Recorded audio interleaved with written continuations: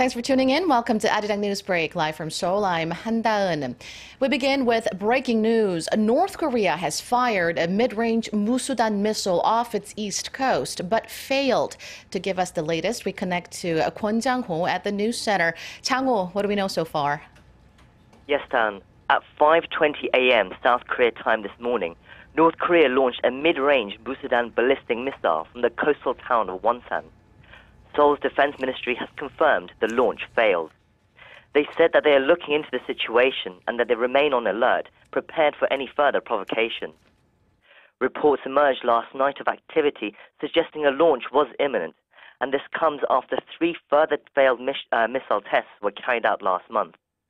There's also speculation that this latest test could be in response to Seoul's rebuffing of Pyongyang's offer to open talks earlier in the month. Seoul had said they would not be able to talk, they would not be open to talks unless North Korea showed signs of denuclearization. We will bring more information in later broadcasts. Back to you, Dan. Well, Chang-ho, North Korea's provocations continue relentlessly, despite the heaviest yet sanctions imposed on the reclusive regime. Its longtime allies, China and Russia, have both joined global efforts to curb North Korea's military ambitions, but that also doesn't seem to be working. So we'll have to see how the Korean government and the U.S. react to this latest provocation. Thank you. We'll have more on this later as the story develops. President Park Geun-hye's tour of East Africa is now into its final leg. She has arrived in Kenya, the biggest economy in the region, on Monday, and is set to hold summit talks with her Kenyan counterpart this afternoon. Song Ji-sun, who is traveling with the president, walks us through what's expected of the visit. Kenya, the largest economy in East Africa, is also Korea's biggest trading partner in the region. Kenya is vying to emerge as a new industrial nation with its Vision 2030 for growth, and President Park's visit to Nairobi will be focused on laying a foundation for Korean businesses to enter East Africa. The president is being accompanied by the biggest business delegation during her journey in Africa, with over 90 Korean companies represented. Kenya, the last stop of the president's Africa tour, is the center of transportation and logistics in East Africa, leading economic growth in the region.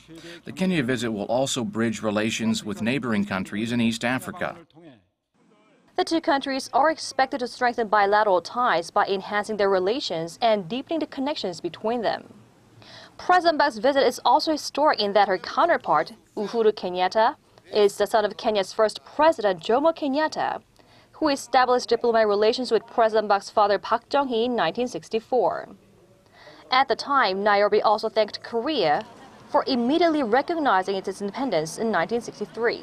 President Park has a full day ahead with a summit followed by a business forum and a cultural event. She'll also check how the Korea Aid Development Program will run in Kenya and stop by the UN office here in Nairobi, which is the United Nations headquarters in Africa. Song Ji-sun, ARIRANG News, Nairobi.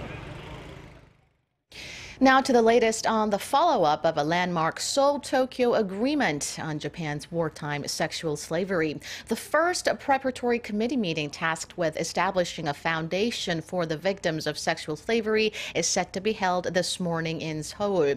The committee will discuss the future direction of the foundation and prepare to start operations as early as next month. Under the Seoul-Tokyo agreement reached last December, the Japanese government had promised to contribute more than $9 million to the foundation. The preparatory committee is facing some obstacles, however, as advocacy groups are calling for the renegotiation of the deal, saying most of the surviving victims are against the agreement.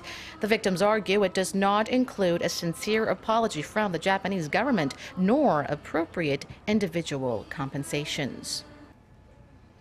Korea's overall industrial output fell on month in April for the first time in 3 months. Statistics Korea says the 0.8% drop can be attributed to a slowing output in the mining, auto, and electronics sectors amid the global economic downturn. Production in the semiconductor and petroleum industries jumped sharply to offset what would have otherwise been a bigger decline. Compared to the same month last year, production in the mining including manufacturing, gas, and electricity industries, was down 2.8%.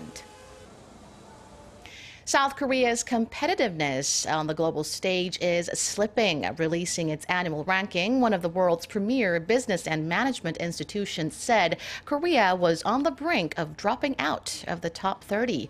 Kim Mo-kyun has more. The International Institute for Management Development says South Korea's global competitiveness ranking fell to 29th among 61 countries, dropping 4 notches from last year. The Swiss-based institute that releases competitiveness rankings every year based on a country's economic achievements, infrastructure, and government and corporate efficiency said South Korea's major economic indicators have slowed over the past 12 months. In terms of economic achievements and infrastructure, South Korea ranked 21st, down 6 notches from a year earlier. Corporate efficiency dropped to 48th, tumbling 11 notches. On the other hand, in the government efficiency sector, South Korea rose 2 spots to 26th, marking the first ranking upgrade in 3 years. South Korea's finance ministry attributes the overall poor rating to a slowdown in the economy and employment, corporate restructuring, and corporate ethics problems. Looking at other countries on the list, Hong Kong climbed 1 notch to the top of the list this year, pushing former number 1 the United States to number 3 behind Switzerland. China fell 3 spots to the 25th, while Japan edged up 1 place to 26th. Kim Mo-kyun, ARIRANG News. Korea's central region is again suffering from poor air quality. Seoul and its surrounding areas remain under a blanket of fine dust, so it's probably best to wear a face mask if you have to spend much time outside. In regards to the weather, there is a cloud cover over much of the country, but it'll feel warm nationwide with the afternoon highs reaching the low 30s in some parts of Gyeongsangnam-do and Gyeongsangbuk-do provinces. The mercury in Seoul will top out at 27 degrees Celsius. Since the temperature gap is quite big between day and night, try and take good care of your health, particularly with the air being bad. And that wraps it up. Check out more of the day's domestic and global headlines coming up here on Arirang. Thank you for watching.